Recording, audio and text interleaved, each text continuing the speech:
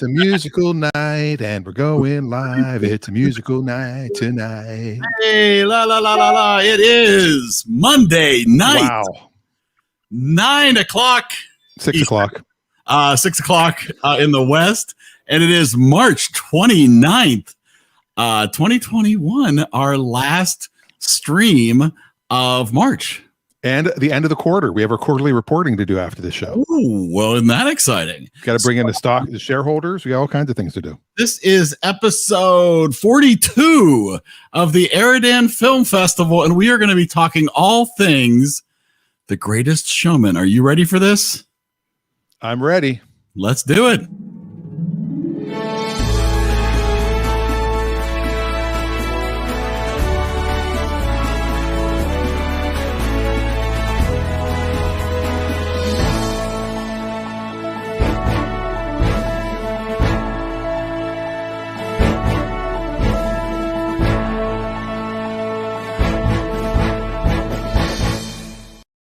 All right, and there we go.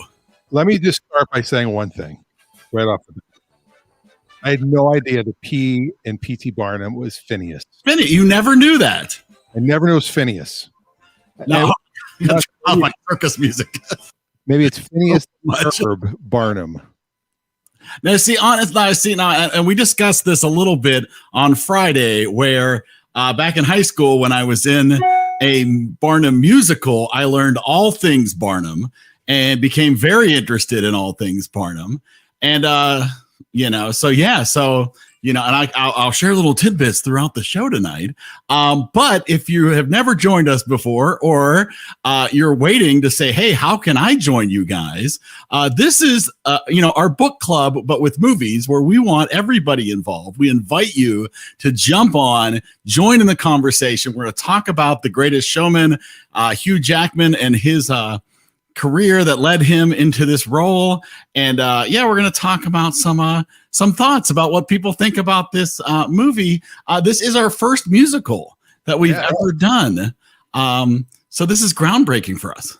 It is groundbreaking. You can comment if you're watching live. That is true. Be a guest by going to EriDanLive.com. Turn on your cameras. Yes. Join in. See us in the eyeballs. And if you're listening to the podcast, which is now available on Amazon and Audible, as well as Apple and Spotify and all the other big players, you can tune in live. If you're listening to us on the podcast, obviously, this already happened. So yes, if you missed this show that you're listening to, and you're like, hey, I think I'd like to be a part of that next time. All you have to do is EriDanLive.com. Right. Or EriDanShow.com will take you to the Facebook page, and then EriDanLive.com will bring you as a guest. Yourself. So, all right. So I've got some stats. Can I share my Greatest Showman card stats as we get the green room filled up? Yes. Feel free to join the green room here. We'll talk about. Look at this. I made it a little fancy for The Greatest Showman. Let me get rid of that. Hold on. It's beautiful. So The Greatest Showman, 2017. Hugh Jackman, Michelle Williams, Zac Efron, Zendaya, Rebecca Ferguson, Austin Johnson. Directed by Michael Gracie, his first film debut. Jenny Bix. We talked a little bit about Jenny Bix and all her great writing that went into this film, with original songs that were written for the movie. A budget of $48 million, a worldwide gross of 84. Eric, you said a little dyslexia there. Oh, I did do that, didn't I? Yeah. Budget of $84 million, worldwide gross of $435 million. And I mentioned this on Friday during our social hour stream, this is probably one of the movies that we've had that has had the critics and the audience disagree quite as much as they do. The critics give this a 57, and the audience gave it an 86. And obviously it did really well in the theaters, despite what the critics thought of it. Oh, the sun is coming in. Yes.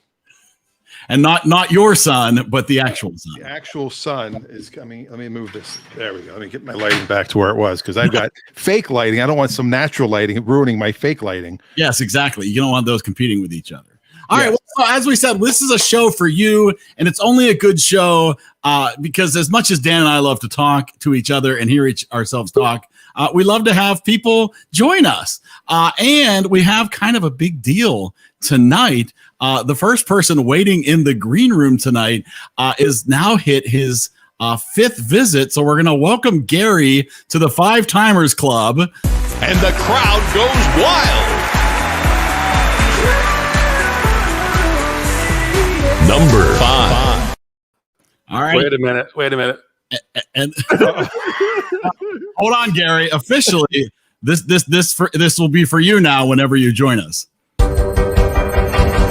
Okay, Gary, you have my attention. 2 thumbs up. All right, we've got some other people ready to join us too. Let's bring in I'm Dave. sorry, Dave. This conversation can serve no purpose anymore. Hello, Dave. Welcome to the newest 5-timer. How about Thank that? you. Great Thank bumper, you. by the way, Eric. Couldn't have done it without you. Hey, we spared no expense for Gary. And we've got Michael here too. All clear, Michael. It's safe to proceed. And there we go. Look at this full house. Hello, everybody. How are you? It's me, the Nice greatest practicing. showman, Green Hugh fail. Jackman.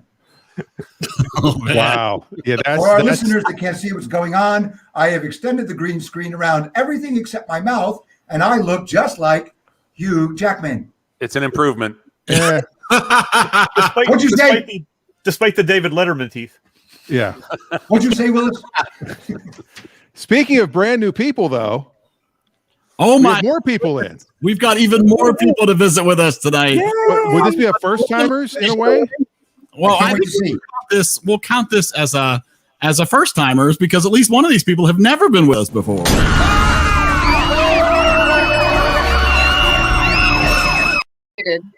And there Wow. we've got Reagan. Hi. Hello. Oh, it's like double Ladies. first timers. I'll have to do Your it that intro way. made them seem much scarier than they look. No, it's scary to be on the show for the first time. They're not scary. The show is scary. I've been on before. Yes. Yes, you have done before, but this is the greatest show. So welcome. Oh, we lost somebody. Michael couldn't take it. Michael Michael failed on himself. He was scared. He can't take competition. intimidated. So how are you, Reagan and Stacy? Good. I'm pretty good. Yeah. Good. Now, did you get a chance to rewatch this movie for tonight? And everybody, I'm assuming, has watched this who has joined us. We've got somebody in the comments. It's Adam in the comments saying that he watched it begrudgingly. Yes. Killjoy. Adam is not a musical fan. And honestly, typically when people break into song, I'm like, oh God, I'm out. Because usually the songs just make no sense. And they're just like, like, hey, I'm thirsty. Here's a drink. Oh my God, it's vodka. Da-da-da-ding. I think you're watching the wrong musicals, I was Dan. gonna say, what are you watching? Phineas and Ferb. Yeah. No, Phineas and Ferb is fantastic. Yeah. Scarface the musical didn't do it for me. Say hello to my pretty friend. That friend's not so pretty. Da, da, da, da, da, da. Anything can be a musical. Wow. We have King Kong on Broadway. That was a good one to King watch. Kong, look at the little blonde lady Yeah. on the building. King Kong. Well, It's don't forget the happened. Spider-Man Broadway musical. Yes, and for some reason, our huge act man is having a problem. Oh, that is a problem. So, so obviously the story, well, a partially fictional story of P.T. Barnum. Mostly that fictional. makes up. Great Almost entirely fictional. Yes. Well, he owned a museum. He eventually owned a circus. He did get married. Named Charity. Twice. Some kids. His name was Phineas Taylor Barnum. Yeah. So I mean, outside of that, they definitely based the story loosely on details about Phineas Taylor Barnum. But And this is my first problem with the movie.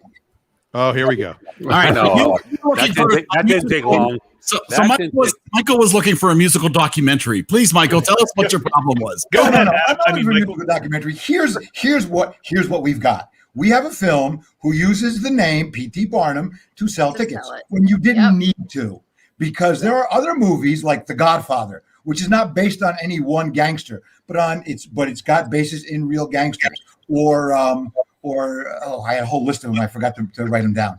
But there's a bunch of movies. Oh, Citizen Kane. It's based on William Randolph Hearst, but we didn't use his name. So why would we make a completely fictional account of a real person when P.T. Barnum's life was far more interesting and had, this is for you, Dave, a redemption arc? Well, what did you think of Inglourious Bastards? Inglourious Bastards is great, again, based on, but fiction. Even though Hitler didn't really die at that. But Inglourious Bastards doesn't pretend to be based on anyone real. Now, I because we're watching musical theater, I'm okay with the stretching the truth a little bit. But when you turn someone who started out his career as a shameless racist, exploiting handicapped people for his own gain, and try to make him a heroic, noble person from the get-go, and force me to do homework and look him up, I'm gonna have no fun. Okay, there's the real complaint. Yeah, well, I had to do homework. I would agree that P.T. Barnum was not exactly Hugh Jackman. Right. But who's going to watch that? Right. You're not going to get $470 million in box office sales by watching the documentary of P.T. Barnum. So you have to stretch the truth. Superman is not exactly true, but they, they got it pretty close. Exactly. You're going to make Michael cry. Yeah, Now you could name it The Greatest Showman, based on the life of a circus, and give the character a different name. People would still tune in because it's P.T. Barnum and Zac friggin' Efron. Zac Efron's character didn't exist, and yet we watched it. Yeah. Did you like JFK? Of course not. Wait, JFK was in this movie? No, but JFK was noted. Oliver Stone makes a movie that has people who were still alive when the movie was made saying that never happened, and he just makes it and calls it JFK. So it happens all the time. But it wasn't JFK documentary on one of our lists. No, the problem with it was that the P.T. Barnum storyline held back what they were trying to do. Like I thought that way the whole time, because I mean I don't like the music either, but it all sounded exactly the same to me. But that's the only reason why they sold tickets, was because it was P.T. Barnum. It wasn't because it was about it. They tried to make it about inclusivity and all this stuff, and then they had to make fake characters to sell the story. Whenever because P.T. Barnum, they didn't have anything to go based off of. They just held back everything that they were trying to do because they had to try to hold up to his story, but they didn't. They butchered it anyway. So, well, actually, I think you go ahead. Go ahead. I was going to say I've never seen the musical Barnum. Oh, but yeah. was this movie based at all on the musical? Did it take anything from the musical? No. Zac Efron's character was not Bailey, as in Barnum and Bailey. Right. Even though Bailey was incredibly important and filled some of the roles that character filled in real life. Mm-hmm. Which, I mean, they do that a lot in all movies, where it's like, all right, we're going to take these various people who were important in their life and we're just going to mush them into one character. Yeah. But my problem with that is, okay, you had a potentially very interesting story to tell with, if you want to call them that, because they called them that in the movie, the Freaks. Yeah. And instead, they chose to introduce two totally fictional, beautiful people to base the story around, which almost makes a mockery of the story of the movie. Because if the story of the movie is we're all inclusive and we can give these people a home, and then they shove them off in the side in the movie and instead decide to tell stories about beautiful people. Well, but I think that was okay. Now to the point, I think that was the part of showing that Barnum was flawed, right? Because he got caught up in that. They didn't even develop them as characters. They, other than Letty, they had no character. Michael, you said they made him a hero. They didn't make him. It wasn't a hero. This is a story of this guy that was a great, entrepreneur. Not a hero. He was carrying a guy out of a burning. He wasn't a hero. Building. That's there was a perfect hero moment right in the movie. But they didn't do it in slow motion. They made him a noble character. Let's examine P.T. Barnum's real life. He started out by purchasing a woman who he pretended was George Washington's slave. Right. All right. And first of all, she was not a George Washington slave. She was not nearly as old as he pretended. And he purchased her and treated her like a slave. He started out his career as a racist, and he continued his career as a huckster. His grandmother. He continued his career as a huckster, hustling people, and created this persona. And then later he became a politician. Doesn't sound like anyone we know. But here's what happens to Barnum in later life. When Barnum gets older, Barnum recounts his racism, realizes that what he did was horrible, and goes on record as saying he shouldn't have done it, and becomes an advocate against racism in real life, this would have made a much more interesting film, and it would have been true. I would have watched. Instead, they used Zac Efron and Zendaya, fake characters, in order to make it about racial issues. And the racial lines were really sort of ham-fisted. Like, were we all invited? You know, there were some really cheesy lines that were just such obvious. Oh no, we're addressing racism. Yeah. Well, I actually like fake characters. Yes, I actually like all that. In the spirit of a movie musical, it's great to send this strong of a message. And if you want to hit me over the head with it, it's a musical. I'm expecting to be hit over the head. I don't. I think that Hugh Jackman and Zac Efron are huge enough box office draws. You could have made it about everybody would have known it's based on Barnum, just like we all knew that Charles Foster Kane was based on Hearst. Now, there was a great line in the film uttered by the newspaper reporter, which there are parts of this movie that's excellent. And putting people of all shapes, sizes, colors, putting them on stage together and presenting them as equals. Another critic might have even called it a celebration of humanity. Love that line. And I love so much of this movie. I just hate that it went so far away from the reality. All right, Kill, if I can say a couple of things. I want to say a couple of things here because first off, I believe P.T. Barnum had purchased a black woman who he paraded as General Washington's nanny, maid, not as his slave. But it was his mom. And they actually covered that in the first musical and the actual Barnum musical, which Michael Crawford was part of. I was watching that today. I enjoyed that incredibly. I said, and which has always gotten me very interested in Barnum's life. I do agree that there are some parts that are over the top.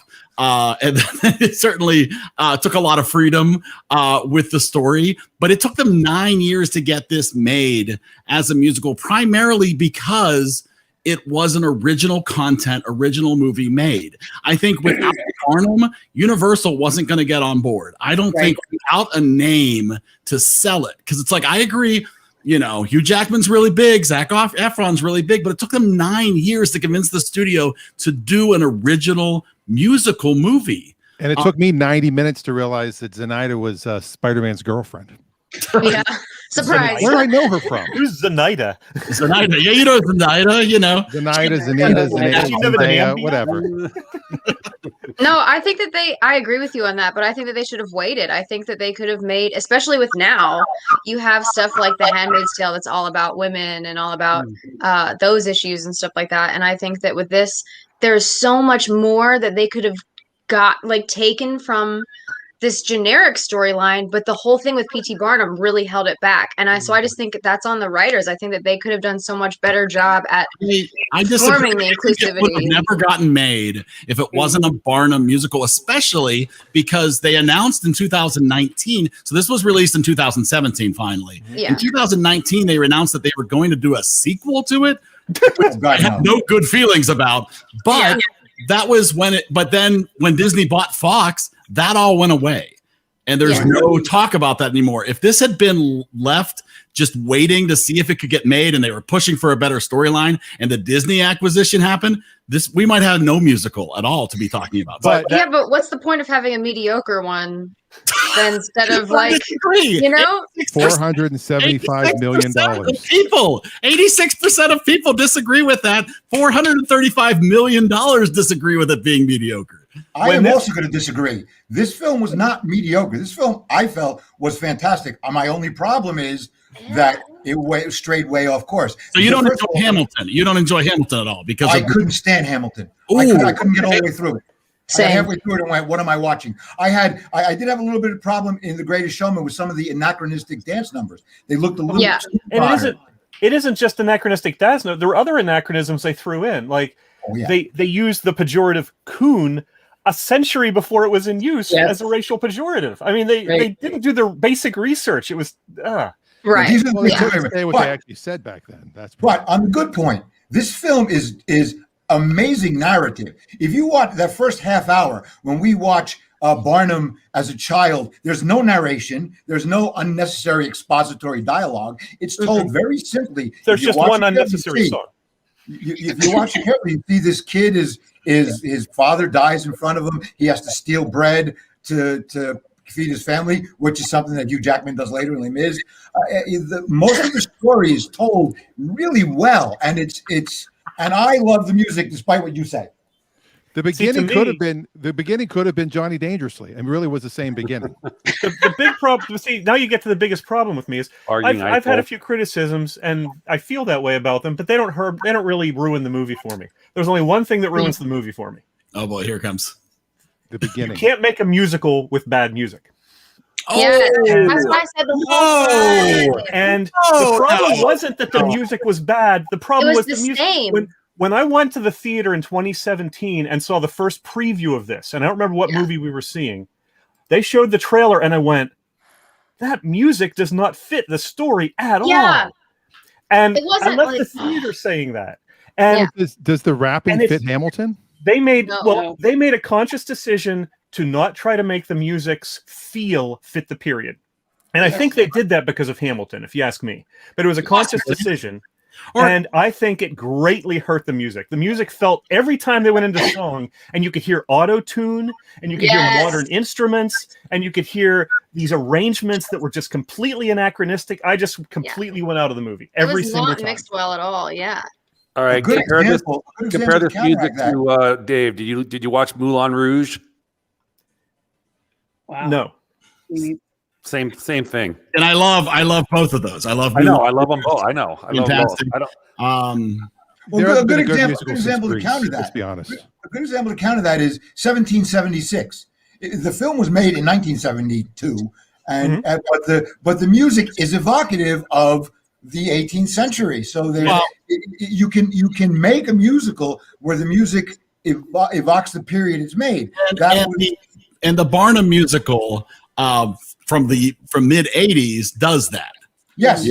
So, absolutely. And I do agree with that. I am a big fan of that musical as well, which is why I feel this is a fresh take.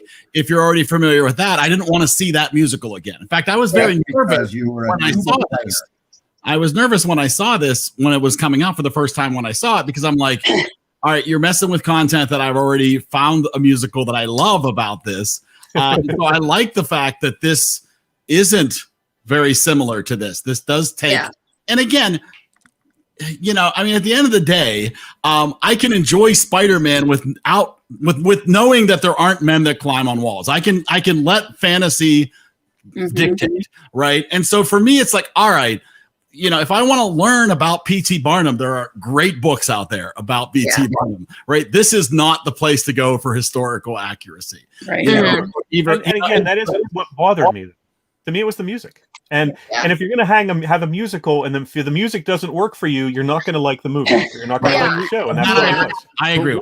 Would the movie have worked just as a movie? Forget the music. If it was just a drama. If I forget the music, it was okay. It wasn't great, but I enjoyed parts of it, and other parts I thought were a little bit telegraphing and a little bit obvious, but I still somewhat enjoyed it. But there was a lot of music. I mean, fully probably 25 to 30% of the movie they were singing and dancing that I didn't enjoy at all. Yeah. If you tell the story, the one I described about P.T. Barnum's arc from racist huckster to political activist, that would be an interesting film to watch. And not a musical, I would like that. It would not be $435 million movie. Then. And it wouldn't be a musical. It would be. You know what? It would be a $435 movie if you put like Ben Affleck in the lead. All right, so we have Amanda in our. Oh, sorry. What Amanda puts up there now is another one of the scenes I thought was really handled very clumsily. Was the extremely obvious when Zac Efron drops Zendaya's hand. I mean, it was just so incredible. It's like, oh no, he's not going. He's not. No, he is. Oh, okay. Yeah.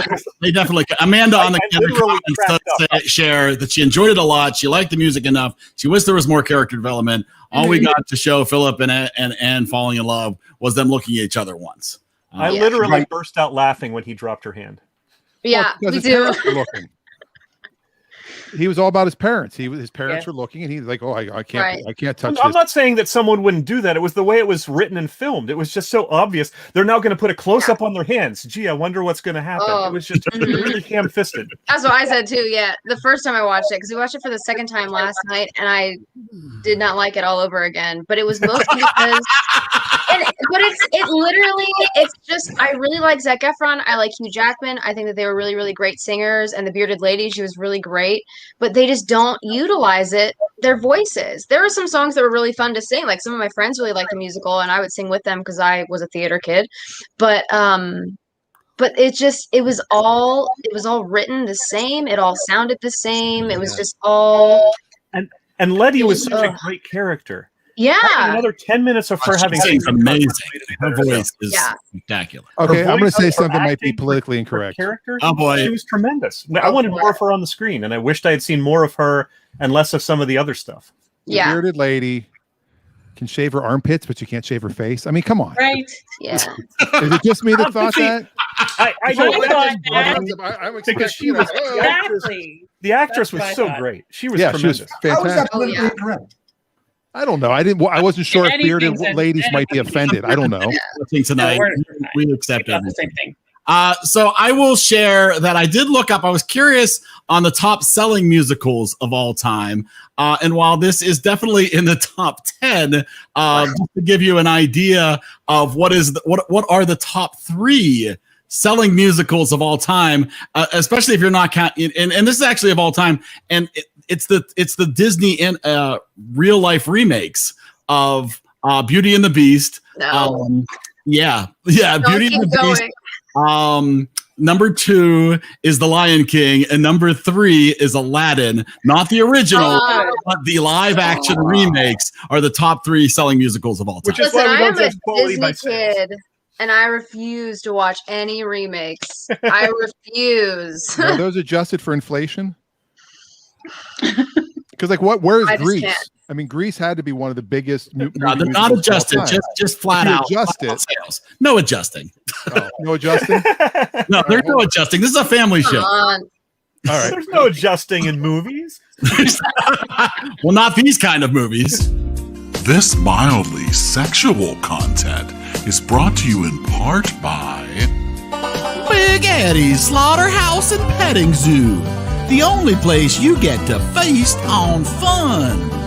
Just ask Jim Bob to take advantage of today's special. Minutes from the mall. Minutes from the mall. Hey guys, in doing my homework, I looked up actor versus real life character. You want to put them up for me? Or all right, here we go. All right, Hugh Jackman and P.T. Barnum. And then this is the wife, the one that is not her. There were some scary photos. Yeah. And then the actual Jenny Lind. Both born in Stockholm, Sweden. They got that right. And General Tom Thumb. Yeah, and there were a few times where it was obvious they were editing out his legs because the actor was too tall. Yeah. Wow. When he was walking across the bar, he was clearly walking on his knees with his legs edited out. And I think that's all Her I name got. is Seattle. Oh, Settle. Oh yeah, and of course, now I don't understand why this guy had to have a beard. The actor, you could have shaved him; would have been fine. Yeah. Who cares if he has a beard or not? I don't care about that level of This historical. guy's younger than me. Holy crap! And that's all I got.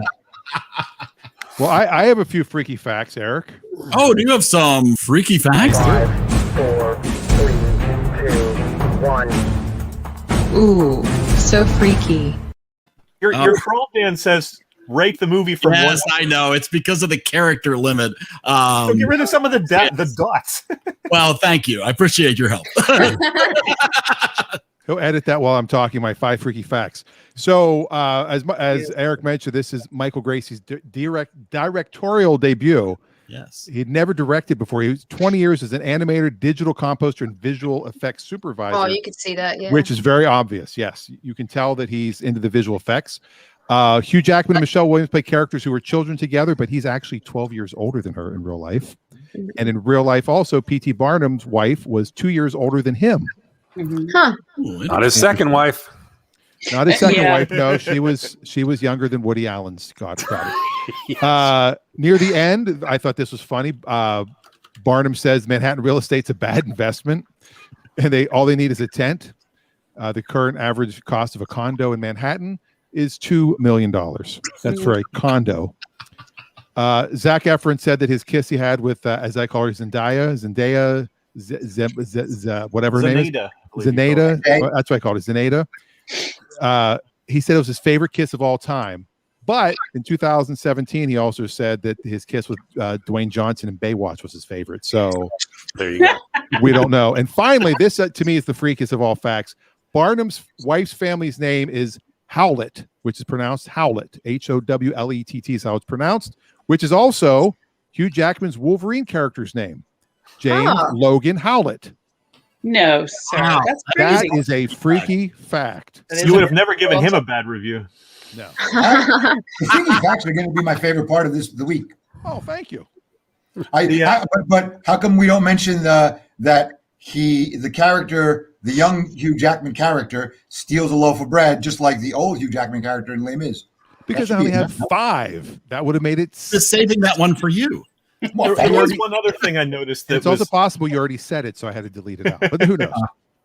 When I think at least one or two too many times the director admitted it was his first time directing a feature, so I'm cutting him a little slack. But the silent applause that you stare at for a while, then gradually the volume comes up. He did it a few too many times. Yeah. Well, one thing that really just affected me, if a movie affects me at all, and I get teary-eyed very easily now because I don't know, I'm 50. Yes. You're a dad, that's why. And I haven't been on stage in over a year. But when I see movies like this, I do get that emotional, of them going out and performing, and when she sings and I do love the audience thing. And the quote, and I used it up, it's at the very end of the movie, I put it on Facebook today, the noblest art is that of making others happy. That is an actual quote of his. The next line, I think. But anyway. Yeah, probably. And he actually, they've never really actually credited that he said there's a sucker born every minute. Right. They looked for it, but it's a credit to him. Just like Einstein never said the definition of insanity. Playing dice with the same thing. Yeah. Doing the same thing over and over and expecting a different result. Yeah. Or playing dice with, I think that one I'm not sure about, yeah. Anywho, so are we ready to start our rating? Are we going to rate this thing? I think we probably should. Remember, you can do it in the comments. We got to start this thing up. The EriDan rating bot 6000 is now activated. Okay, so how this works is every week we assign a number from 1 to 100 for what you think of this movie. Let me bring up the giant score. Ooh, it's huge because we've watched a lot of movies here so far. So here's what we're looking at where their ratings have landed. I don't think we're going to end up anywhere close to Back to the Future tonight based on our conversation so far. But hopefully we'll see if we can stay out of the Howard the Duck territory.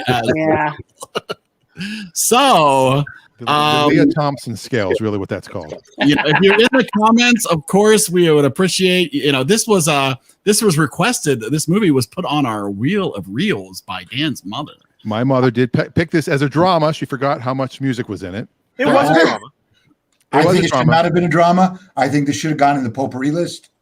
It could have gone in either. I think either way works. So let's hear. Anybody want to go first? I will. Silence. Oh, Dan, thank you. I'll go first. Or are we going to wait for the applause? When I'm done, I want to wait. I want a 30-second build up. And scene. I think I was more impressed with this movie than I thought I was going to be. I do not like musicals in general, other than Grease. And That's Grease 2. Huge fan of Grease 2. We're going prowling. Anyway. Adrian Zmed. Adrian's mad. Oh, my God. No. I love Adrian's mad. Dan, for you. Another face palm. Thank you. A quick Adrian's Med side story. Oh, no. I used to do a joke about, I used to do an impression of Adrian's Med in Grease 2. and it was Eve Arden would say, "And now the T-bones," and he'd go, "Birds, T-birds," and then that was a joke I did. And this friend of mine, Earl Skakel, he said I had to do that joke every time he was there. And one time I did that, and Adrian Zmed's ex-wife was in the audience, and she came up and said, "I can't wait to tell him there's someone doing a joke about him. It keeps him relevant." This name drop is sponsored in part by America. Now under new management. Come on back to America. I'm trying to understand how you can pronounce Adrian Zmed so well, but you can't get Zendaya right. He's Because old. When I worked at Felix Chevrolet, there was a woman there named Zenaida, and that just stuck in my head. I wasn't All mispronouncing her name; I was replacing her name. Okay. Zendaya. Oh, all right. So, I'm going to give her. I'm going to give this movie. I'm giving this movie an 86. 86. Okay. Wow. Excellent. That's not Overall, as a movie, it's great, and it gave me. If I'm emotionally touched by a movie, it's in the 80s for sure. I'll go next. If I ignore the music and try to view it as a straight and the acting and the lighting and the sound. Oh no, Hugh Jackman was excellent. And the dialogue and there was even some chemistry between some of the characters. There was some good dialogue, some bad. I give it about a 70 as a movie, but the music, but there is musical, is a very key component. And I gave the music because I love musicals. I love the Rodgers and Hammerstein's musicals, Lerner and Lowe, whether it's Camelot. I love Damn Yankees and the Pajama Game. I love the Disney musicals like Aladdin and Little Mermaid. They're brilliant, and this wasn't. And the music, I would rate it as a 40. So I'm going to average those and give it a 55. Wow. There you go. Wow. All right. If we're going to keep bouncing back and forth here, I'll go and give a positive one. Then I'll go next. We'll let Stacey and Reagan go. You each get your own scores. So work on your own numbers. I love this. I love everything about this. It's not perfect. Obviously, it's not perfect. But I do love it. I feel great during it. I'm happy afterwards. I'm happy. Listen to music. I listened to the music to it probably 4 or 5 times today on repeat. This is probably one of my top 5 musicals of all time. Maybe number 5, but it's up there. And so I gave it a 92. See, I can name 5 animated Disney musicals I like better than this. Hercules. Hercules. Yeah. So we're moving on. Eddie Murphy reference. So Reagan, would you like to go first? Yeah, we'll do it. I did enjoy that it was set up like a musical because it is one, and you could see that visually. And as somebody who was in musical growing up and really likes them, I really did like that. And I know that they had a lot of talent in their cast. And there were some things that were pretty cool, and I did like a few songs, like Rewrite the Stars was pretty interesting, and that scene was cool. But everything else just killed me. And I genuinely think that I agree with the P.T. Barnum thing. I understand that it wouldn't have sold without that name, but it just held back trying to keep up with his story. It held back what they were actually trying to do. And the music, like we talked about, like that got me a lot too. It was just everything sounded exactly the same, and there wasn't enough character development, as Amanda has said. So there was like a lot of different stuff that I did not like, and so I really think it's like 41, maybe 37. Like it's in there. You better get her score quick. She's dropping 41. Leave it at 41. Because I genuinely did not. She wants to go to 37. Let her go to 37. Okay. All right, Stacey, let's hear from you. Well, the first thing I thought when they opened the movie, Hugh Jackman is amazing, but I could not understand a word he was saying, and I heard auto-tune. I heard auto-tune also. Yes. You could hear the mechanics of it. Yes. And I thought, oh, that's terrible.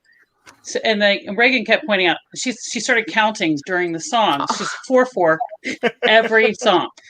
And I'm like, oh, okay. And I love the dance numbers, except they all were the same. Yeah. Every dance number was the same. It was really cool at first, and then it didn't stick. So, having watched musicals for the past 7 years, even at the high school level, you just see when they do something different and stuff you like, and when you don't like something. So I get that, but I like the loudness of the music because that's what I look for. I look for that power, and I did like that. I wish I had understood the words. The story drove me crazy because I work in a library and I go for facts now that I'm old. And so I'm looking through P.T. Barnum going, this is not happening. And this blonde lady is not his wife. She's too blonde, too pretty. And I know you have to suspend your disbelief. I've been watching TV and movies my whole life, and I know that, but whatever. So I will go higher than Reagan because I'm not the big critic that she is. She picks movies apart like she made them. So Mike would appreciate that. Yeah, I think it would be about a 70 also. Just because I've seen better musicals. Yeah. So, but Hugh Jackman really pulled it up. So All right, so amazing. I'm going to share a couple things we have from the comments. Adam Jones gives it a 35. Yeah. He feels bad rating it because it was Dan's mom who suggested it, but gives it a 35. You didn't have to watch it, Adam. Amanda. Some Madam out there. Amanda gives it a 68.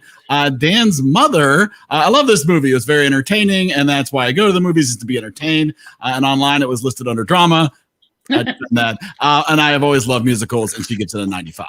All right, so with that, let's go to Gary. All right. So, yeah, we got to go negative, positive, negative. So I got to bring the scores back up. Just like Dan's mom said, it's all about entertainment, The Greatest Showman. It's all about hyperbole. It's all about just the entertainment business. And, okay, maybe you're not a fan of musicals, and maybe the music and the singing wasn't the greatest. Hugh Jackman is adequate at best as a singer. Is that fair to say? No, he's better than Yeah, I'll go for it. He's okay. He's not horrible, but he's not great. I think he's good. There's David Hasselhoff. I like the singing. He's I just really don't like good. what he was But singing. overall, the story, again, in the movie, it's entertaining. It's interesting. It's fascinating.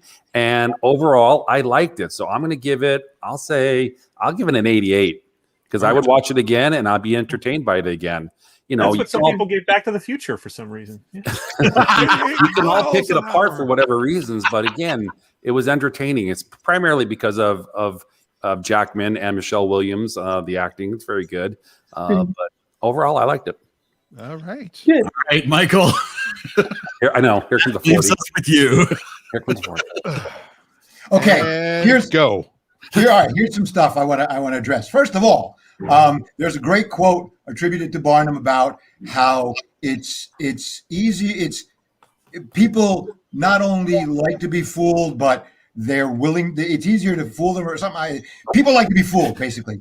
And I like that this movie did address that part of Barnum's life. He was a shameless huckster and admitted it.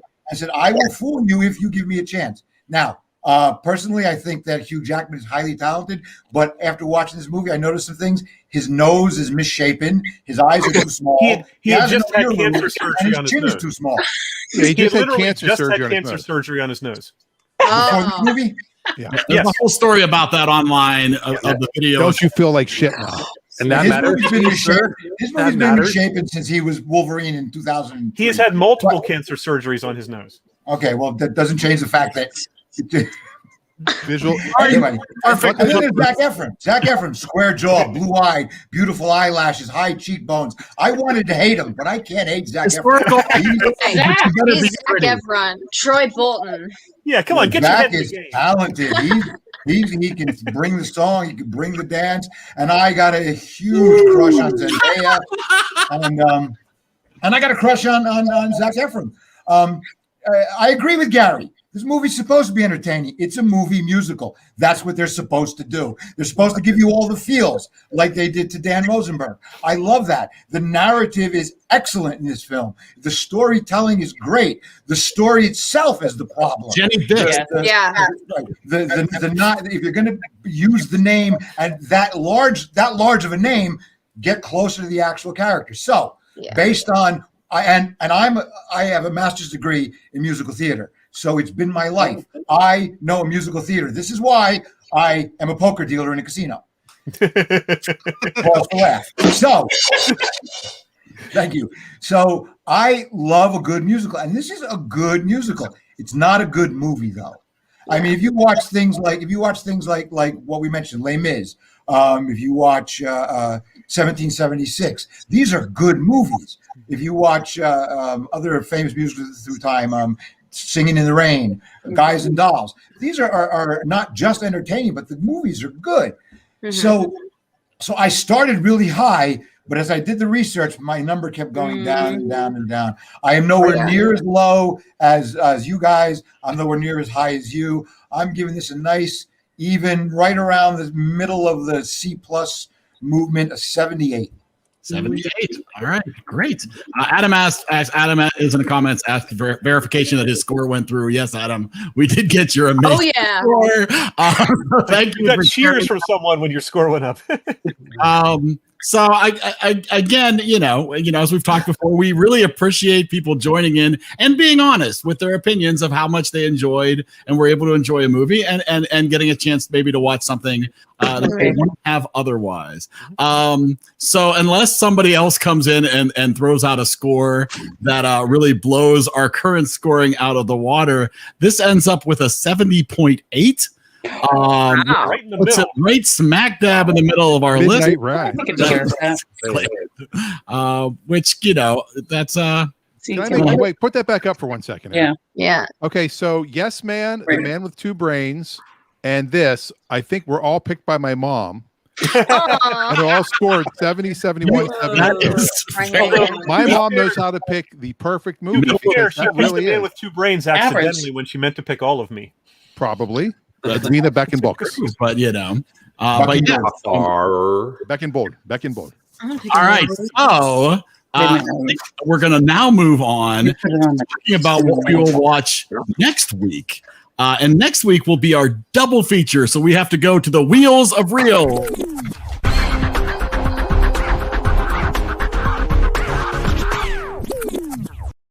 All right, so we have our magical Wheel of Reels. I have turned off the drama category since we are trying to make sure that we don't have to watch two multiple weeks in a row.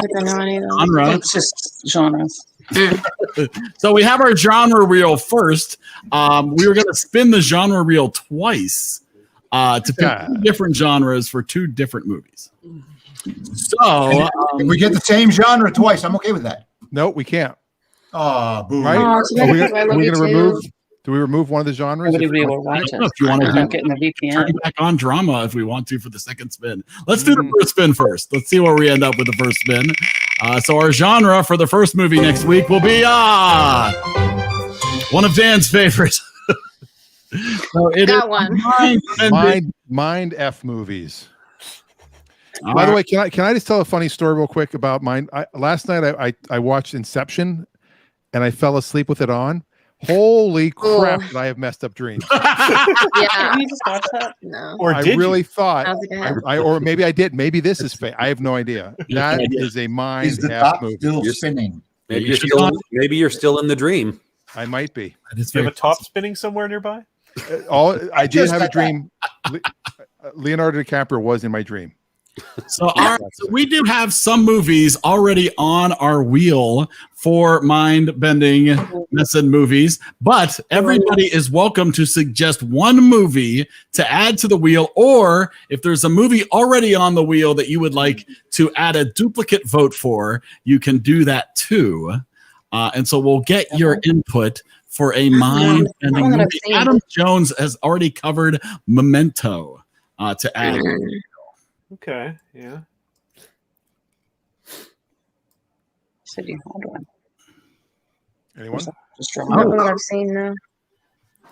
Apparently, Not like that, though. while people are thinking, apparently my sister had left a vote, a score online that I did not receive. So I'm going to see if I can find that. This is the problem with having it streaming like 18 different places, and I guess the comments. Don't all the comments show up in the. We guess not. No, you are supposed to see all of them.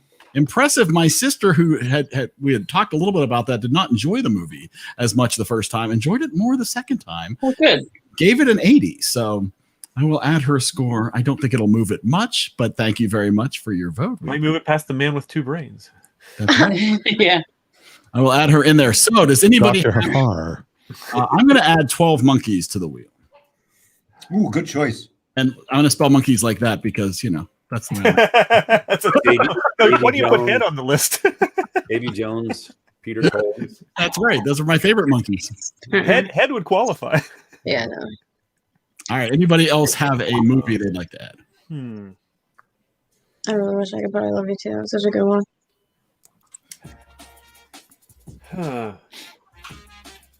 Trying to think what qualifies. That has been the hardest thing. So I've been trying to I have post-it notes all over my monitor here with movies as they come to I am going to stretch the limits of it, but I think it qualifies because in fact, it's such a mind F movie that it's become a term and put in the great movie Gaslight. Oh, good choice. Oh, that's old. That does count as Yes, we are. Yes, we are. Thank you. My mother talks about that. It creeped her out. Yeah. I'm going to throw one get out. away from the purely horror and really bizarre genre. It is a mind F movie, but in a very different way. It's a psychological movie. Yes. I think this is one. How about Event Horizon? Or is that more of a sci-fi? That's more sci-fi. Well, but you can cross genres. Like I would argue Blade Runner is both sci-fi and mind F. If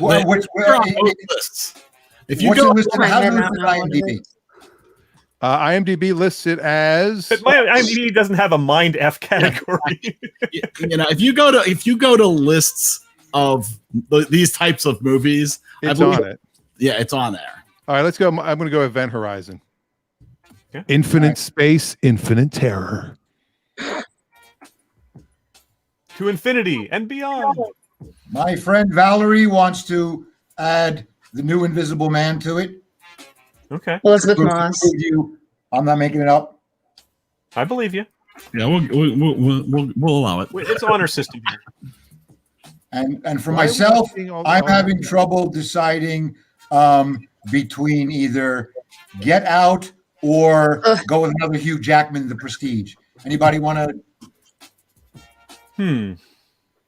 Get Out. It's been longer since I've seen The Prestige.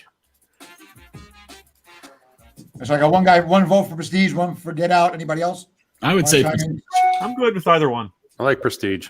All right, Prestige it is, it sounds like. Prestige it is. All right. Prestidigitator. All right. I guess so. You just like it because of magic, right? Ooh. That's actually true. Illusion. Your best Doug Henning. I'm a floating head. You're not seeing that one. Who's left? Gary? I know we talked about it once, but why isn't A Clockwork Orange up there? That's what I thought of. Yeah. Oh, man. Because wait, wouldn't Clockwork Orange fall under drama? No. Isn't it already in there? I think we already have it on one of the wheels. It fits. It's not a movie I necessarily want to watch again, but it fits. Is that what you want to put on, Gary?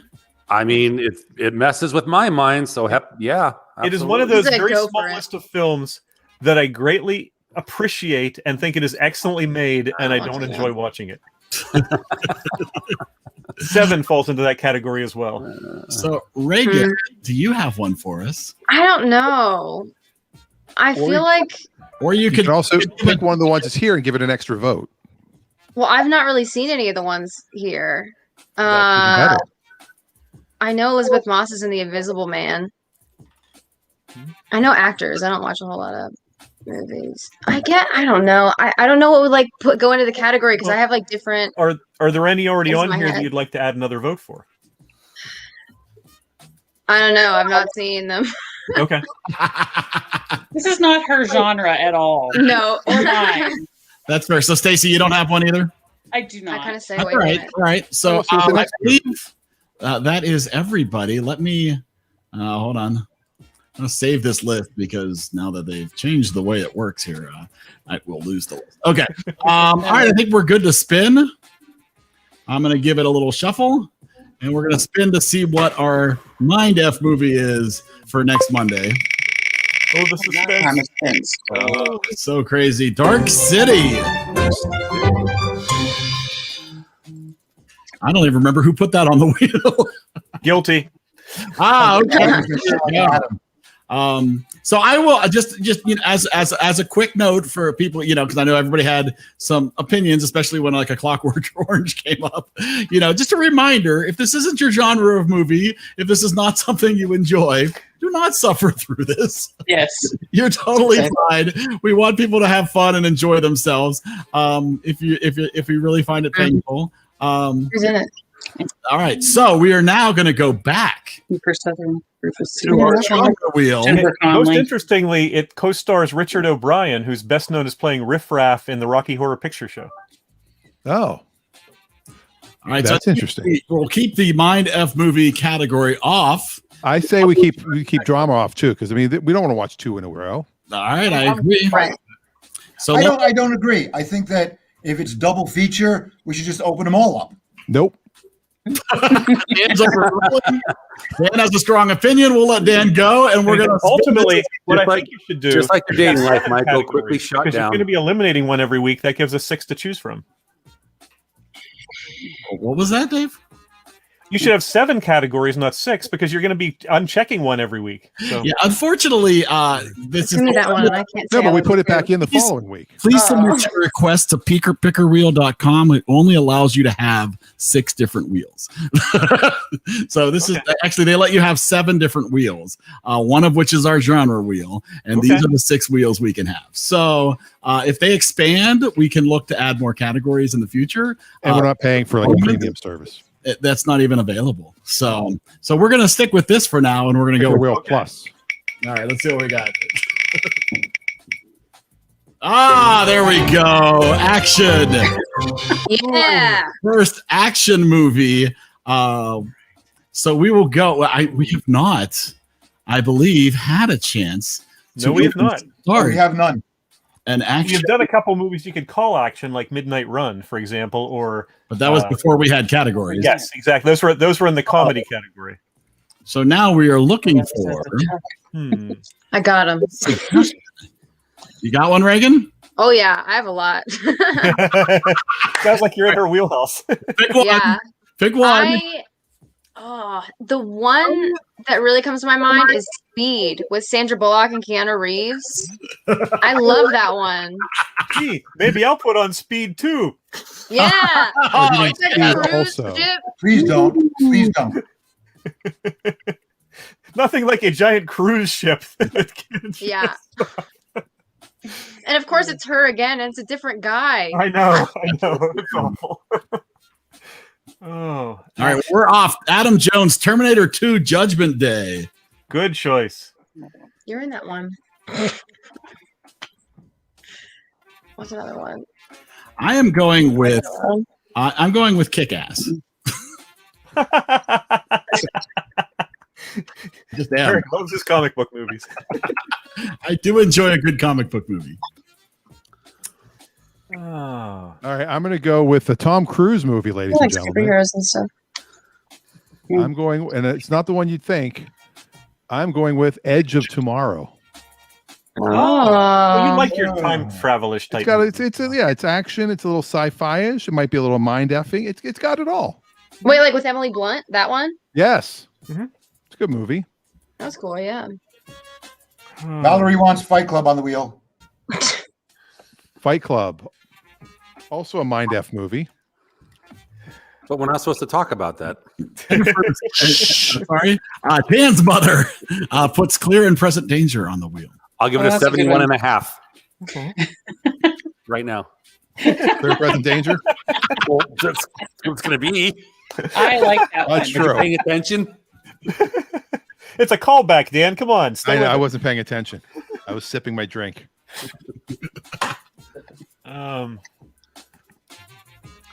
Anyone? Action.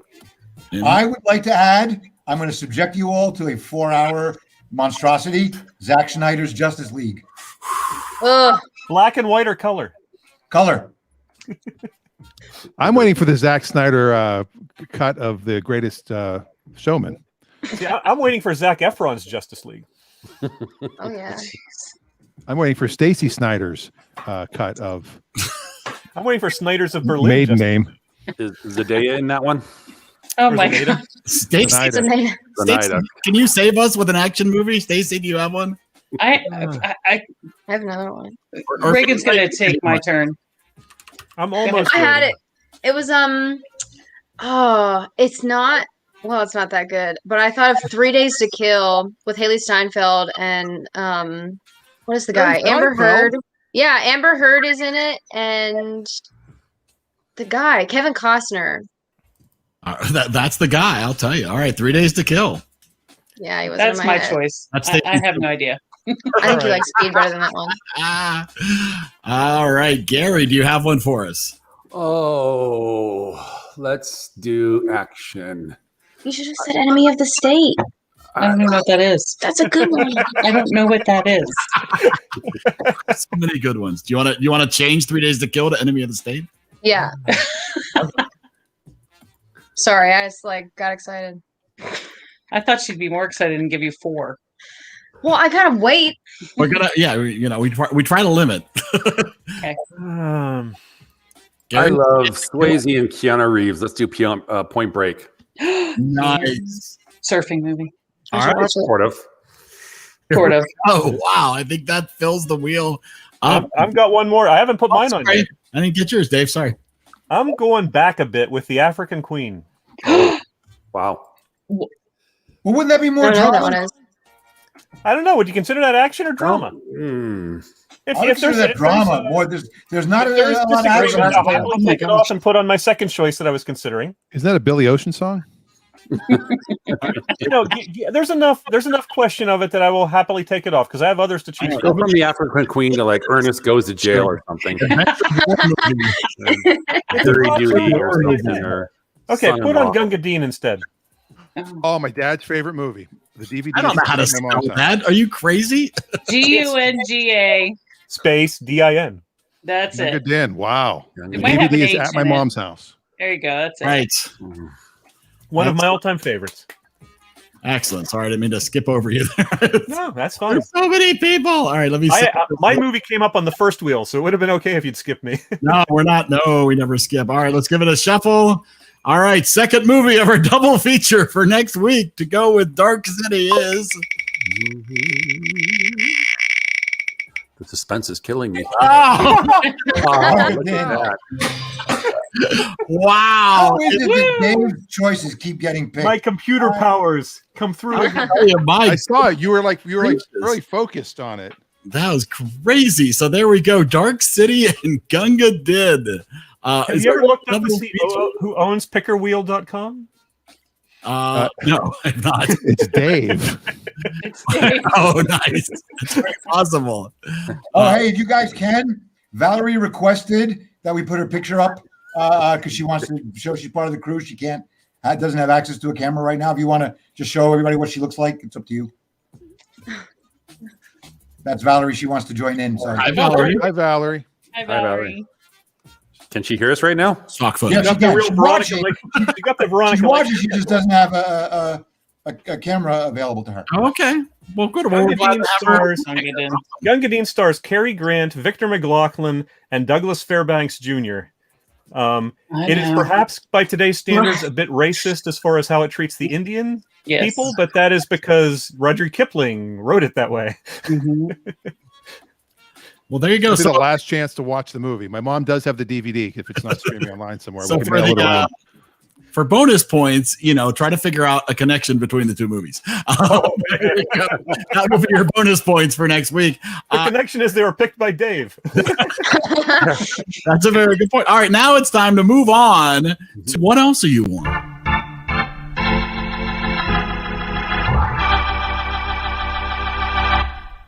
All right, so this is the time where we talk about what else people have been watching besides the movie of the week. What else has caught your eye or that you'd like to talk about?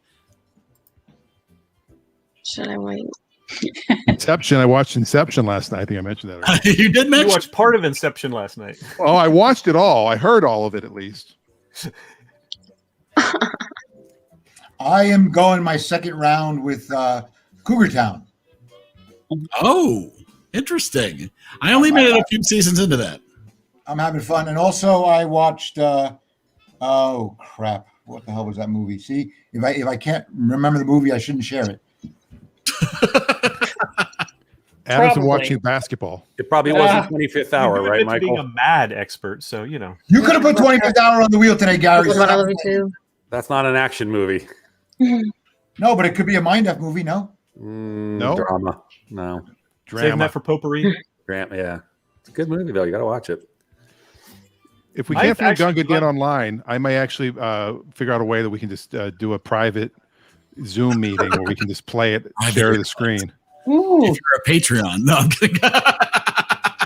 Join our Patreon to watch. I don't know what got me into it, but I've been watching.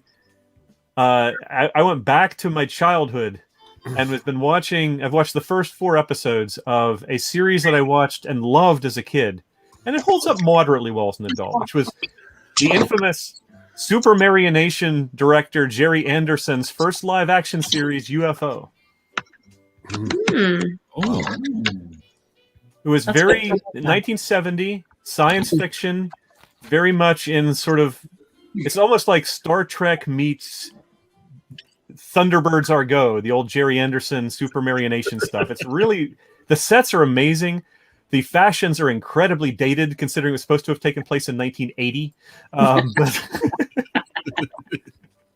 Dan would like some of the cars in it. They custom built cars for it. Yeah, and that movie I talked about, Trip to the Opposite Side of the Sun, was right before that movie, that TV show. And so they had some. Yeah, they cars. built custom aluminum chassis to fit on. I've been on Australia. It apparently made them incredibly hard to drive. Yeah, they had gull-wing. They were gull-wing door cars. Yep. Nice. All right, I've been there. All right, so I've been watching. We've been watching series of movies. Anything that has multiple, no matter how bad they are. So I had shared before. We watched all of the Resident Evil movies. We watched all the Fast and the Furious movies. Tonight we finished watching all of the Chronicles of Riddick movies. With Vin Diesel, terrible. Oh, the So first bad one's that- okay. After that, they go downhill really fast. And so bad that Eric didn't jump on until 5:58.5, and I was freaking out. Really, it was. Where's Eric? Where's Eric? I'm like, are you okay? I was, come on, just end. I want to go. And then, and again, we've been pretty good about not doing spoilers. It's a good call, Michael. We've been, and if you're listening to the podcast, you're going to have to join in to get some of these visuals. So I'm not going to tell you what's happening. Just this is encouraging you to make sure you watch on Sunday nights. Falcon and the Winter Soldier. I just got to say, second episode. Oh, wow. I'm in. I'm all in. I am now excited for Friday to come up for Falcon. I watched the first episode, and it was okay. And that's where I was after the first episode. I'm like, all right, more Marvel. I'm happy. That's kind of fine. I will watch. Second episode, I'm like, okay, now I'm getting some stuff. Now I'm getting some details. Yeah. My problem with the first episode was, even though there were nice long stretches where there wasn't any fighting, the fights were not well done. I thought the fights were boring. The fights were just jump cut, jump cut, jump cut, jump cut, jump cut. As if they didn't bother to choreograph it. They just went with the cheap and easy way to do a radically fast fight scene. Yeah, to keep your attention. Yeah. See, my devices have all been in Australia. So I've been watching Australian TV. What? We started watching Chuck, which is my new favorite show. I watch it every single day. But I really liked Yvonne Strahovski, who is Serena Joy in The Handmaid's Tale, for fans of that. But I've not watched that, but I know all about it. But I liked her, and she's Australian, and so I bought a VPN to watch her show from 2005 called Headland, and it was really terrible. I am not like, what is it called? Soap operas. I don't watch those, and I only watch her episodes, and I wow. But I found one of her movies that I could only watch with the VPN called I Love You Too. And it was the sweetest movie. And I also hate rom-coms. So it was just perfect. It was so great. It was so good. Yeah. But you can only watch it in Australia. You can't even buy it on DVD here. I found a version of WKRP in Cincinnati, the original series, without the bad video, without the bad edits. So you have the original music that they played when it was on the air, because they had to take all of it out for DVD for licensing. You can't even find like 2, 3, and 4 usually. Oh, I've wow. got all 4 seasons, and the turkey episode was like the 6th episode of the entire series, and it is still it's unbelievable how good that is. Totally iconic. Yeah. Just as God is my witness. I thought turkeys could. Just the way they set the whole thing up. You watch the whole episode, because I've only seen that clip for years and years, but to watch the whole episode again, unbelievable. Just the whole show. I mean, my 2 favorite DJs, my 2 inspirational DJs are both named Howard Hessman and Howard. Why did it only last 4 seasons? I have no idea. I think the typical Lonnie Anderson got too popular. Yeah, he became a star from that show. Yeah. Yeah, people start leaving. Typically, what happens with most sitcoms, they sign. It used to be a 3-year deal, and so they've got to renegotiate for years 4, 5, 6, 7, and then it gets too expensive. Yeah, unless you're massively successful, like Friends or Big Bang Theory or something, and you just throw them money.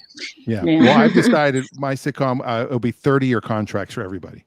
Dan, did you just watch all 4 seasons of WKRP? Or no, I'm only in season 1. Okay, well, do you remember the one where Johnny on air said we're giving away $5,000 and it was supposed to be $50? It was it was an on-air giveaway. I do remember that. Did they do and doll so hairs? What they did was they said, okay, well, they spliced together like 7 songs, like right, and so no one could get it. And they said the content. Well, anyways, someone gets it. The point I'm trying to make is that I just watched all 4 all 4 seasons. So, and this is fresh in my mind. This is fresh in my mind. The ending of that particular episode was changed. I don't know. I don't know why would they do that. They changed the episode. They changed the ending of that particular episode. It's called the contest, or it's called something like the unwinnable contest, or something like that. What's the change? What's the change? The change is the guy that comes to collect the money is a different actor, and the change, and they don't have Johnny Fever catching him at the bottom of the lobby, coming back with the money, giving it to Carlson, saying, I believe that makes us even, or something like that. It's been changed. I don't know how that happened or why that happened. Well, it depends. Let me see if I can find that one. It was season 1, episode 11, the contest nobody could win. That's the one. Oh, season 1. Okay. That's the one. The contest. The last about 2 to 4 minutes of the show were changed. What I love about the show is Johnny Fever's asleep in most of it. Mind if I lay down? Oh my God, my cat is so needy today. Wow. So when I just pulled the episode up. When exactly is it? It's the last 2 to 3 minutes of the when the guy comes in to collect. When the guy comes in to collect the money, and Carlson and somebody reward him the money. I don't know who. Probably, I think Les Nessman is probably there or something like that. And they give him the money, and he just walks off with it, and that's basically how the show ends. Whereas at the updated version, Johnny Fever comes back with the briefcase that Carlson gave away. Said, you know what? That guy knows less about music than you guys, and he says, I believe this makes us even. And he brought the money back. Could that have been a tag? With a different actor, though. IMDb gives details about it. They say there are 2 different endings. Yes, and the Shout Factory 2014 release includes the original version. Wow. Interesting. Yeah. That's weird. That's the way I remember it. This trip down memory lane is brought to you in part by Mansplaining. Your coworkers will think you're so smart when you try mansplaining. Now available in all areas. Mansplaining. Can you tell us what mansplaining is? Maybe? Can you explain? Well, what it is.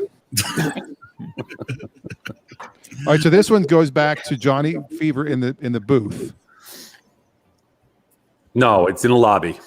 They were in the lobby originally. I'm just saying the ending of the episode. The ending of the episode is Carlson, and I can't remember who. I think it's actually Herb Tarlick giving the fake guy the money, and then he just takes off, and it just ends. Whereas when I saw it when I was a kid, it was a different. You know, what's the name of the guy? Oh God, he was in Ghost. He was in Fast Times at Ridgemont High. Oh, that guy. I know the guy with the funny face. It's Vincent. Yes. My Favorite Martian. No. Ghost. Who's that guy? You know, the Patrick guy Swayze? Vincent Schiavelli. That's it. Wow. That's it. What? Yeah. He's the one in the updated version. He's the one that says, I'm here to pick up some of my back. I don't know, but Dan is not pronounced Chevelli. It's pronounced Zendaya. Zenada. Yeah. It's this guy. Hey, I want to address something your mother said about I Care a Lot. I saw that. I Care a Lot is that is a guy. freaky film. Oh. What's his name again? Vincent Zenida. Schiavelli. Yeah. That's the correct pronunciation. He is Schiavelli. creepy. You're saying that he was in the updated version. I think so. It's because this is the original version right here. This is the guy that's in the original version. There you go. Wow. Yeah, and he gets the money That's right not there. right.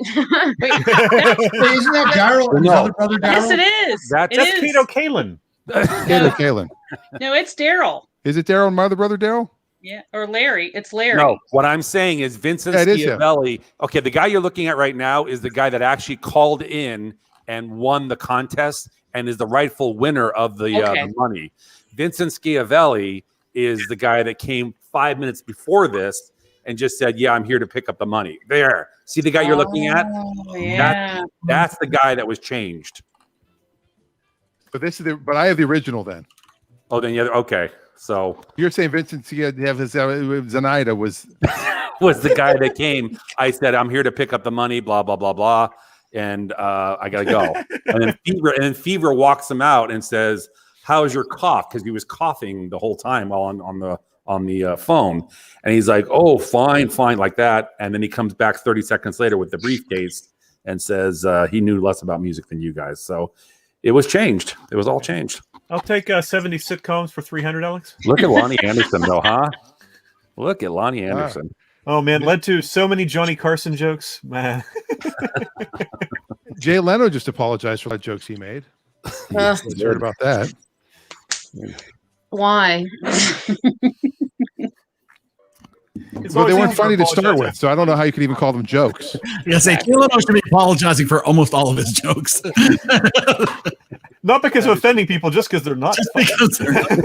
Speaking of Jay Leno, I watched, because George Steagall's death, I watched Fun with Dick and Jane, the original. And Jay Leno is an extra in that. He's like a carpenter in one of the scenes. Wow. Now, Adam does say something that's not true. Jay Leno was never funny. Jay Leno as a stand-up comic is one of the best stand-up comics ever.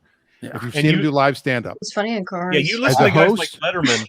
They talk about Leno was one of the funniest people on the planet when he was doing his early stand-up. Yes. And it was when he went on TV, he completely changed his act. Yeah. And I saw him live more than once in Rascals in New Jersey, and he was not you. We were laughing so hard through his show that our stomach hurt at the end. I went to the Tonight Show a couple of times and watched it live, and he performs for the audience, not for the cameras. So when you see the monologue live, it's funny. When you watch it on TV, it's not. Yeah, which makes no sense because it's the same material, but he's delivering to the audience. And it's so much funnier to see him live than to see him on TV. That makes sense. I've only seen him in Cars. He was Jay Limo, and he was worried about Lightning McQueen. That's what I know about him. She's not quite 22 yet. Wow. Was Johnny Carson in that too? No, it was him and Arnold Schwarzenegger, and they were worried about Lightning McQueen. Lightning McQueen, get down. Hey, look at that! You're not going to play it. You're not going to tell the story. What story? Your appearance on the Tonight Show. Oh, you want me to play that? Well, I wasn't sure if you're going to play it. I thought you would have that ready. How could you not have that ready? I'm looking for it. I figured you'd tell the story. I figured you'd start telling the story when I was ready to bring it up. Oh, so yeah. So I was on the Tonight Show. I went to see it just as a fan, and I can hear it. God, sorry. I went to see it as a fan, and while we're waiting in line, they said, "Anybody have a weird talent?" And I was like, "Oh, I can do this with my ear. I have to take this off to do it. I can do this with my ear." And they're like, "How are you doing that?" I'm like, it just does it. I have no idea." And the guy goes, "All right, can you come back Friday?" And I was like, "No, I can't, because I had a friend in town and she needed a ride to the airport." Dan looked different then. Sorry. Yeah, look at me. Wow, Dan. And there I am. Eunice. Ah, Oh wow. And so, Oh, yeah. they had us do like a together. She could make noise with her eyes, and I could. is that your wife? No, I didn't even know who that Same way was. Captain and Tennille started. Oh, Look at all that hair, Dan. I know. Even though the bald spot was there. If you go far enough, you can see Carol 7, right? Hold on. Oh, no. Carol 7 was seeing the other side. What's amazing about this story, though, is they sent a limo to my house, and we did rehearsal before this. And we were in the green room. And if I remember correctly, Tony Hawk, Chris Titus, and Run DMC, those are the other guests that night. You're really overdressed. And Well, Dan, they told us to dress like that. there is nothing amazing about this story. Let me hear the story about when you were on the Tonight Show. how many times have you been on the Tonight Show, Michael Menza? Well, that's because he doesn't have a freak ear. or talent. Wow. Well, now we can this name drop is sponsored in part by Celebrity Crotch Scented Candles. Get one for your room for a night that goes boom. Now available in Kevin James scent. He's my favorite. He's my celebrity crush. By the way, Kevin James says, I did start watching. Speaking of shows we're watching, Kevin James has a new show on Netflix called The Crew. And Yeah. he plays the crew chief of the NASCAR team, and it's actually not bad. It's not good, Yeah, but it's Netflix. also not bad. It's no Paul Blart Mall Cop 2, but True. Paul Blart was good. Um, I like You ain't furnished your last. should have put that on the action reel. yeah, him That'd be driving a good. Segway through the mall. I don't often agree with Adam, but I will in this case. Aw. Poor Kevin. Oh, mean. Poor Kevin. Yeah. Kevin Anybody James has else? nothing but nice things to say about you, Adam. So let's go back. Has anybody else watched anything that they want? What can you say about someone who wears their glasses on their forehead? Come on. I started rewatching Mad About Hold a minute, You. I'm coming to get you. Hang on, Dave. Speaking of old comedians or previous comedians, let's call them, we've been watching Mad About You, and Reagan has decided that she is Paul. Yeah. Oh, interesting. Yes, he his sense of humor, the way he thinks about things. She's, oh my gosh, I think that way too. Yeah. So we watched Have you the watched the recent ones? Revival of it. Eric did and did not think kindly of it, as I recall. well. I didn't either. I watched the revival, and I thought that they segued pretty well into being their same characters. I did not like the daughter, but then looking back at how they said she would be or something, I can't really remember. I haven't gotten that far in the old series. Yeah, she was a jerk. So, but I did like, it was just comfortable, and Yes. and I liked that. And the same thing with Gilmore Girls. We were watching that again too. We watched the new one. It was terrible, but it was comfortable. I'm trying to remember a single example where they brought back a show that was even vaguely as good as the original, because you never can capture that magic again. Right. You know, they revived Mission Impossible. It wasn't worth it. They did the X-Files. They've done a bunch of shows, and it just has never really worked. Some of them, like I was talking to Reagan about this a couple weeks ago, because, you know, when we were kids, we'd watch reruns of Get Smart, and then the movie came out, and I was like, okay with that. It wasn't bad. The And Nude Get Smart Bomb. was, yeah. Well, no, I mean like the newest one with The Rock. Steve Carell. Yeah. Yeah, the Nude Bomb, 'cause that was the 80s reunions, you know, they were terrible. So that the new Barbara one with Feld Steve, was in it. Come on. the new ones with Steve Carell, the new one, it was pretty good. I thought that wasn't bad. I can handle that. When they redid the Wild Wild West, Oh, that was awful. That movie. Oh, that song was was my good, though. show. and especially with Kevin Kline, who I love. And it Well, was just you know a what? terrible movie. Artemis Gordon was my crush growing up, and I liked Kevin Kline, and now I won't watch anything with him in it because he just it was horrible. Well- And then what was the other one I was talking about? There was one more movie. Oh, it's gone. I didn't mind the Mad About You reboot. I thought they did No. a good job. I thought it was good. I just didn't like the daughter. I didn't hate it. Work- I got 3 spin-offs episodes work better in than and I was remakes. super motivated. Spin-off, you know, that works better than the remakes. I think the mistake they made was it was on Spectrum Yes. Network, which half the country can't even get, or a third of the country can't get. I think we watched it on Prime in the Now end. it's or on Netflix. Amazon. Yeah, they moved it that's to what Amazon. I watched it on. And I said, haha, I waited. Yeah. I watched it. I Adam's, enjoyed it. I think they picked it right up where they left off. That none of the chemistry, it's all still there. Yeah. Really good. And I'm a little troubled though by Helen Hunt's face. It doesn't move. Yes. a little too much Botox. Is it Botox, you think? Yeah. No, it's just sun. She looks the same in Soul Surfer, which was like 10 years ago. Yeah. She looks wrinkly. She's wrinkly. So my wife She's was like, afraid to smile. my wife was watching it saying, so why did they replace the actor to play Paul? I go, that's Paul Reiser. She goes, no. He looks just like him. She's no. He did. He's exactly the same. He's still Paul. Yeah. He had a good hairpiece too. Adam does say in the comments he's pumped for Stabler coming back to Law and Order SVU. Laugh all you want. I'm not laughing all you want. I'm pumped too. Dun dun. How long has SVU been on? 342 years. That's what I thought. My wife is doing a full watch. Oh no! Oh my gosh! Did she start last year? All the branches? No. Just Not the Special original Victims Law. Unit Just the original Law and Order. But she With basically Chris Noth. after like season 3 and has decided to pick up from there. And they're all streaming on Xfinity, on demand. So it's been a constant source of aggravation for me in our house. Dun, dun. It's all that's on all day long. Chuck is on all day long. Yes. And yeah. Okay, I love Chuck. I do love Chuck. And I will tell you why. Great show. Chuck Norris? Just Chuck. That's it. Straight up. Zach I started Levi. to watch that when it came out. Yeah. So I'm good. going to tell you why it's good and why I get a kick out of it. It is because it reminds me of Dan and Eric and all the boys in high school who had these fantasies of what it would be like to be a super spy, and then they wrote it. Well, Eric used to work at Best Buy, so it's really Yeah, it's like the vibe for. So that's why I like it. I think it's very clever and great actors in it. They're goofy, they're funny, the characters are hilarious and cheesy all at the same time. Yeah. It's good. Loads and loads of fun. It looks like you're in front of the firing squad, Mike. All right. Hold on. He's at the Improv, Okay. which he's also never been at. Anyway, but I did play at Dr. Laughs a bunch of times. you did. And you know you're a success if you're doing Dr. Laughs. Sure. You become a poker dealer in Las Vegas.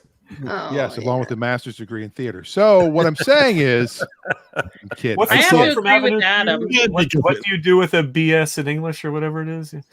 Wait tables. Can I type there? Or BA, yeah. Okay, so going back Well, to thanks, end Tom. the show because we're almost at an hour and a half. Going back to Gary's point, yes, on IMDb it says there are two very different versions of this final act of the episode. In the first, the fake Pescola is played by John Wheeler, who mispronounces the name Paola. The fake Pesola gets away with the money, and the station is forced to pay out twice. This was retaped with Vincent Schiavelli as fake Pesola. Thank you. In I this am not going ending, crazy. as fake Pesola is leave with the money, Johnny asks to walk out with him, professing admiration of Pesola's knowledge of music. Moments later, the real one shows up to receive his money. Herb starts to explain the mix-up to Pesola. When Johnny walks back with the money, telling Carlson that guy knows even less about music than you do. So it's not a Mandela effect. Even right. Oh wow. See. Yep, and the Shout Factory has the original ending. Yep. Yes, the Shout I'll Factory. take 70 sitcoms for 1,000, Alex. I think the Shout Factory DVDs are what I'm watching. That must be what these are because they're all the originals. Nice. Well, speaking of games where you might want to talk to Alex, every Friday we get together for the social hour where we talk about some topics. Last week we got to hear about Dan visiting his proctologist. That was fun. But we also play games. So we want to make... Do you see why I don't come anymore? I listened into last week's social hour, and all the best subjects without me. I'm upset. There were proctology jokes. There was all kinds of stuff, and I feel left out. So I might be off work this Friday. So who knows? It's worth getting a scheduled change to make sure. I did not see my proctologist. He was my general practitioner. He did not have to inspect the undercarriage. That was the whole point of it. He didn't have to. I do that appointment on purpose because it feels so good. Yes, I requested it, but he refused. Exactly.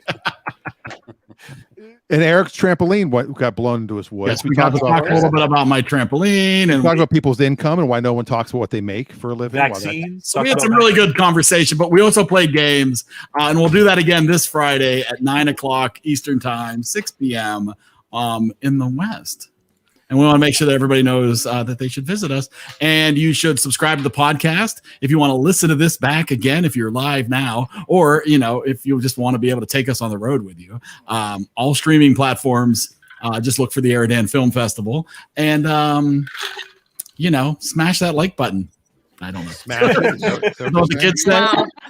YouTube. That's what they talk about on the TikTok. Christmas 2 years ago. Click that bell and smash the like button. Oh, look at there. There we go. It's 2 years ago. Looking at. Yeah, I like the Veronica Lake hair. A couple of Deadpools. Couple of what? I don't know, but yeah. It was an ugly Christmas sweater. All right. By the way, because Michael kept saying you should be on Amazon, and I'm like, I got to do it. And it took a while, but there it is. We are officially on Amazon right there. You can click on it. It shows up. It's on Audible. It's on Amazon. It's totally free. The original founding members of EriDan host a weekly podcast about a particular film. Cool. There you go. So we are now on Amazon, and it I was there so at the much easier than I thought. That's true. Stacey saw some of the very early performances of EriDan. I did. Exactly. Yes. And before they were even filmed. Yeah, some of the unfilmed versions. You can never get that out of your memory. Doorknob. Doorknob. Nice. Some of which were shared, I believe, on last week's social hours. You did. Doorknob was actually not an EriDan production. Doorknob was at Pizza Joe's. Was that what the place was called? Everybody goes to Pizza Joe's. No, I think it was the Brighton Hot Dog Shop in Vanport. I thought it was the pizza place, and it was me, you, Jeff, and 2 other people, and you guys all had not alcohol. You had Sprite coming out of your noses. Maybe. But maybe not. It could have been the Brighton. No, I think you did it again at the hot dog shop. That's what it became a thing. It did become. It became a thing. And I told my husband when we came to see you at the Funny Bone, he's going to say doorknob, and you did. Yes, because if anybody that knows it gets it, it's like a hypnosis thing. It's a trigger. Yeah. Well, I thought that was your safe word for sex or something. No, it was basically doorknob. It was basically that means the kid's coming. It is now. Now it is. You're welcome. Yeah. Moon River doorknob. By the way, Breakfast at Tiffany's, highly overrated. That's what I watched this week. Yeah. Wow. Sorry. Are you talking about the song? I love that song. No, Are you talking about the restaurant or the? No, the movie. Although, see, Michael and I have this thing where he gives me stuff to watch and I give him stuff to watch. That's why I keep hounding about 25th Hour. He's not watching it, but one of the things was Breakfast at Tiffany's. So I finally watched it. Why? What is so good about this movie? Yeah, but you thought the same thing about Citizen Kane. Citizen Kane was enjoyable. It's just not the greatest movie ever made, like he thinks. It's a good movie. Don't get me wrong. It's a good movie. Breakfast at Tiffany's was like, it's 2 hookers that fall in love. So did Deep Blue Something have another Changed song? my mind. Wasn't that Midnight Cowboy? I got to watch it again. I don't remember 2 hookers falling in love. Michael did say Well, something to me, technically, George Picard's character was ridiculously handsome back then. I mean, ridiculously handsome. He was. God, he was good looking. Yes. So I got in touch with my girly side watching him. I love it when a plan comes together. And when she stopped the cab and kicked out the cat, they lost me. That's no. She hated that scene. She's on record as having hated that terrible. scene. It's terrible. I mean, Michael, Gary, you'll say we have nothing in common, but no common ground to start from, and we're falling apart. I mean, you'll say the world has come between us, our lives have come between us. Still, I know you just don't care. And I said, what about Breakfast at Tiffany's? We both kind of liked it. I remember the film, and as I recall, we both kind of of liked it. And I said, that's one thing we got. This may be a good spot to end the show. Yeah, Deep Blue Something, ladies and gentlemen. Deep Blue Something. Are they one-hit wonders? Yes, they were one-hit wonders. Absolutely. Name another song. Who was it? Deep Blue Something. Yeah, exactly. Who was and just for everybody, I'll say it right now. Alexa, play Deep Blue Something. Everybody, Breakfast at Tiffany's. That's the first thing it said. That's what all else are they going to play? That's all they have available. Just a reminder, So our movies next Monday will be Dark City and Gunga Din. Dark City 1950, not 1998. No, 1998. Oh, 1998. Oh, that's my bad. I had in that movie, Dave. It came out a year before The Matrix, and in my opinion, oh my God, has a lot in common with The Matrix. Right. Well, there you go. I was incorrect. Now I want to watch 1951. Who's the star of Dark City? Who's in that movie? Kiefer Sutherland. What a guy. Richard O'Brien. Those are the main two I remember. Oh, Jennifer Connelly. Oh, at her finest, in my opinion. Gary, you might want to watch the 1951. Gamblers who took an out-of-town sucker in a crooked poker game feel shadowy vengeance closing in on them. As the mad expert trails them. No, he dealt for them. The dealer. Charlton Heston. Wow. That's why I thought it was. Chuck. That's why I assumed. Chuck. Jack Webb. What casino would hire Heston as a dealer? That's what I want to know. Because that's just like, we recognize cheating here. You know, it's just. Can we watch 1951 instead? We can watch them both. You're welcome to watch both, but can we rate the 1951? You've got nothing but time. You go ahead and watch them and tell us. Let's talk about it under what else have you been watching? There you go. Yeah. All right. And with well that, played. Well played, Dave. Well played. For for another week, if you'd like to have it read it, All right. Well, there you go. And Gunga Din also from 1998. No, I'm kidding. We should remake Gunga Din. We should do that on the show here. We did remake Gunga Din. If you remake Gunga Din, Frank Sinatra, Dean Martin, and Peter Lawford, they called it Soldiers 3. Really? Yes. Huh. I did not know that. Gunga Din. No Sam Jaffe, though. It takes place in the Old West instead of the foreign region. Okay. So different kind of Indians. Right. Dots, not feathers. Adam shares that he's watched the new Mighty Ducks, which he said was fun nostalgia. So there you go. There's a remake that he's enjoying, even though it's not the original. Well, I'm watching, obviously, The Winter Soldier. I'm watching Superman and Lois, and I'm watching Debris. I'm still waiting for them to do a Briss. And WK. Debris. That's the show, ladies and gentlemen. That's the show. That was a wonderful show. We are so grateful for everybody for joining. We hope that you do this again. Watch these wonderful movies. to see so many people here. It is. Yes, Stacey and Reagan. I mean, you added 30% to the the crew just by the two of you being in the They one classed screen. up the joint. By the way, I found out Gary has his 5th appearance. Go, Gary. Yes, drop the Gary now median has. age by quite a bit. Absolutely. Stacy's on her way. I think Stacy might be getting pretty close. No, Stacy's got 5 appearances at least. No, not yet. I think this is my second or third on the No, movie. on the movie one, yes, but just on the EriDan network. Oh, keep it on. EriDan, yeah. It's been a while, but I've been there several times. So Yes. if you come back, you might get to join our final. Eric is keeping a tally. I'm doing my best. And Reagan has 1 out of 5, so you've got 4 to go. That's right. 4 more. Watch a lot of movies. I got you. I'll be You here. can't possibly convict me. I was on EriDan that night. That's right. Exactly. Yeah. My alibi. You may know me from EriDan. One of the famous, yeah. You like Gary could end up. Okay, Gary, you have my attention. I like that one. I was deeply afraid, if you remember the movie, Weird Science. Oh, no. You should not have said that. You said you were combing your hair. You should not have said that because guaranteed that's a new one. Yeah. You can't change it. You can't change it. My intro is my intro. It's set for They life. changed mine. Yep.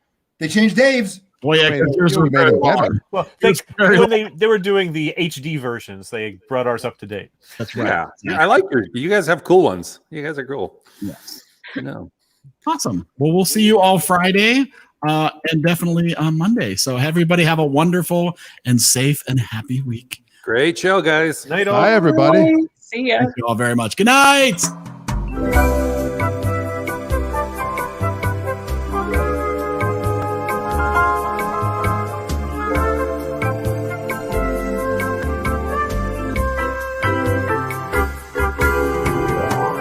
Goodbye.